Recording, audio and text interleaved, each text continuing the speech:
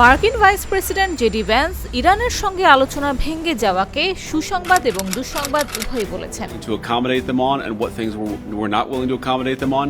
BBC প্রধান আন্তর্জাতিক সংবাদদাতা লিজ ডুসেট বলছেন, এই আলোচনা সেশন কতক্ষণ ধরে চলেছে সেটি তাৎপর্যপূর্ণ এবং আশ্চর্যজনক, কিন্তু এই সময়ের মধ্যে যে কোনো চুক্তি হয়নি এটা আশ্চর্যজনক নয়।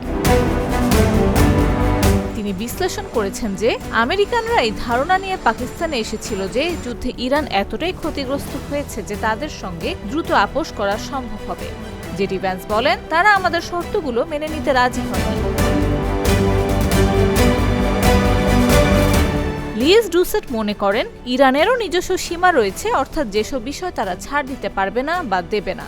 তারা শক্তিশালী অবস্থানে আছে এমন বিশ্বাস নিয়ে দেশটি ইসলামাবাদে আলোচনায় এসেছিল, কিন্তু দেখা যাচ্ছে সামরিক সক্ষমতার ব্যাপক ক্ষতি হওয়া সত্ত্বেও দেশটি এখনো যুদ্ধ চালিয়ে যেতে সক্ষম এবং ইচ্ছুক।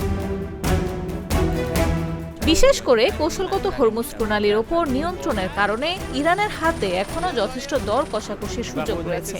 এক দশক আগে তেহরান ও ওয়াশিংটন শেষবার যখন একটি পারমাণবিক চুক্তিতে পৌঁছেছিল, তখন 18 মাস ধরে নানা অগ্রগতি অচলাবস্থার সম্মুখীন হতে হয়েছিল।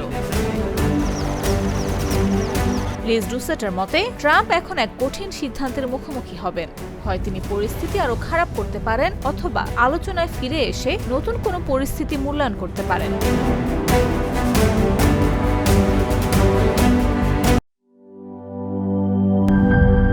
Mr. New